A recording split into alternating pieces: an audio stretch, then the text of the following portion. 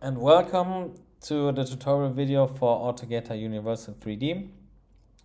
Here I assume that you've watched the other two videos for preparing data files as well as preparing annotation table files, so if you haven't, check those out.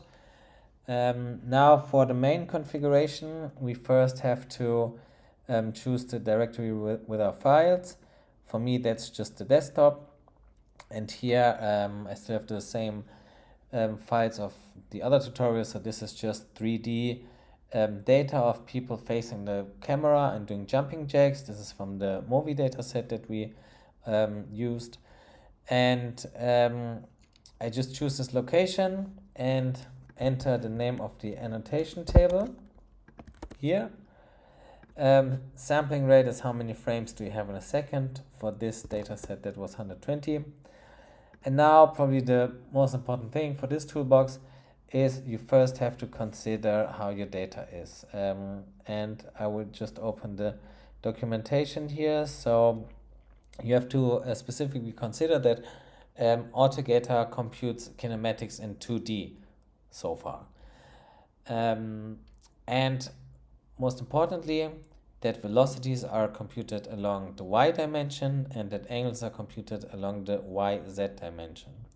So this would be correct for this first case of this person here running, right? Because we want the speed of her running, so that would be along y. And for example, if we're interested in the knee angle, that would be over yz plane, so that's correct. However, if, for example, as it is in our case, in this example, someone is doing jumping jacks, just jumping, we have to be sure that we understand that this person's knee angle would, for example, now be over the xz plane and not the yz plane. So if we would be interested in a knee angle, we would need to rename our columns or our data for this to match. The next option here, standardized direction of movement across runs, is also related because if you have multiple runs, you can and you should probably make sure that the direction of movement is standardized. What does this mean? This means that, for example, when I developed this first, we had human locomotion data of people walking back and forth across a room. And this was along the y dimension. So now if they walk from the door of the room to this one wall back and forth, then if they go from the door to the wall, their velocities would be positive because the y coordinates would be increasing, for example. However, if they walk back, velocities would be negative because y values would be decreasing now. So to make sure that this is accounted for, we provide this standardization which kind of simulates them always to be teleported back to the door and just start walking from there. So if you have such behavior, like anything that has this back and forth characteristic, it's probably good to carefully think about whether you need the standardization or not. Of course, if I have jumping jack data where people are facing the camera and are rather stationary along the y dimension and are just jumping, then I don't need this, right? Next, I can have constant strings, so just some text that always follows IDs and file names. For me, this would be space dash space jumping jack, and this just allows you to have different kind of conditions in file names, for example, like patient and healthy, stuff like that. And AutoGaitA just scans through the whole folder and checks out where this is present after IDs and then extracts IDs from there. Next, we can go to advanced configuration. And the very first thing here is the number of bins to use for step cycle normalization. And I recommend that you look at the documentation and our paper for this.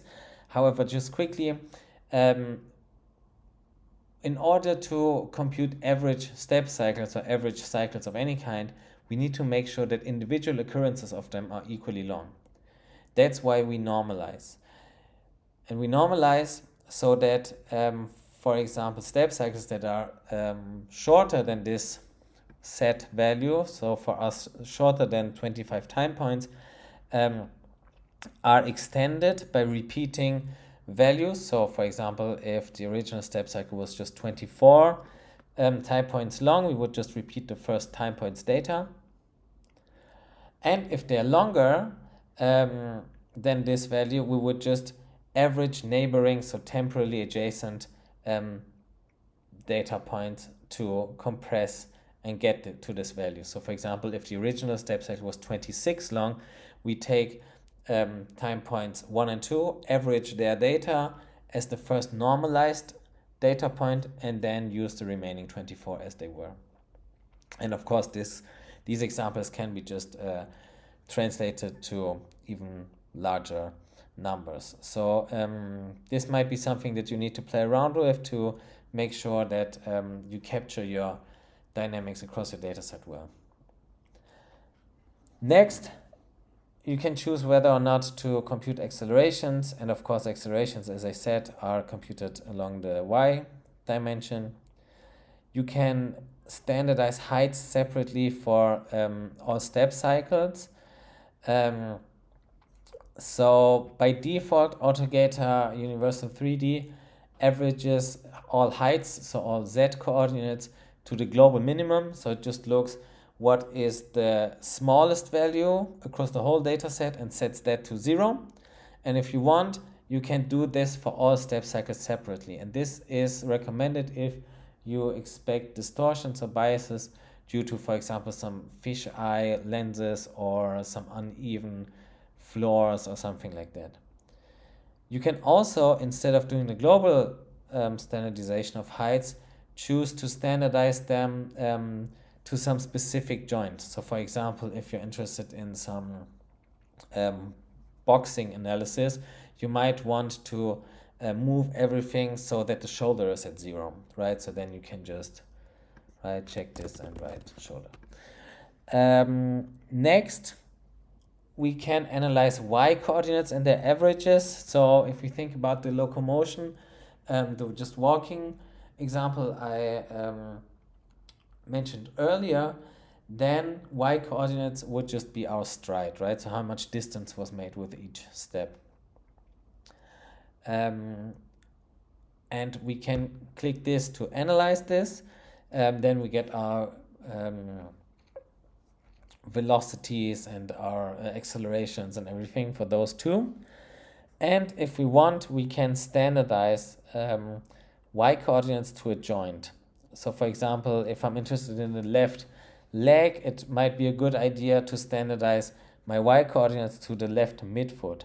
And what this does is that for every step cycle, it sets the smallest value of the left midfoot to 0 and shifts the whole body with the same number. So if the left midfoot was at, I don't know, the minimum of the left midfoot of this given step cycle was 2, then we would subtract everything minus 2.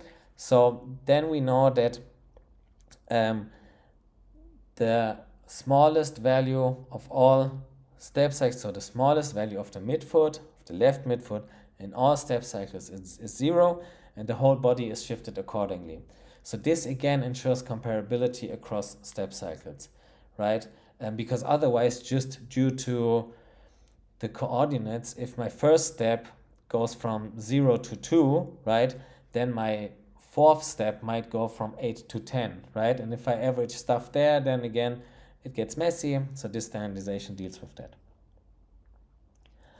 Next, we can provide Excel files for joint coordinate standardization.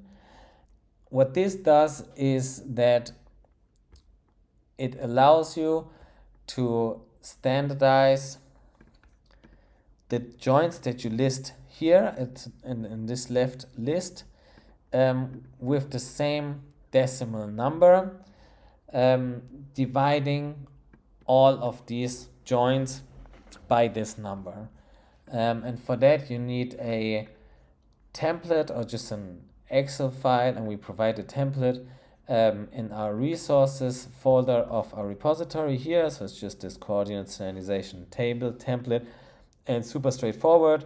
You don't need to worry about the run column, even though you need it for the 3D analysis.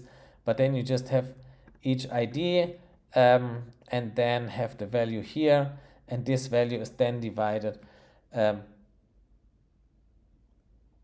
So no, all joints are then divided by this value, and not all joints of your whole data set, but only those joints that are listed in this customized joints and angle list, right? So the joints that you want to analyze.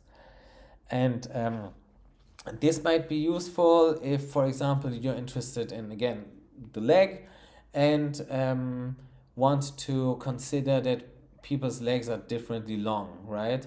Then you could, for example, measure the midfoot, the distance from the midfoot to the hip, and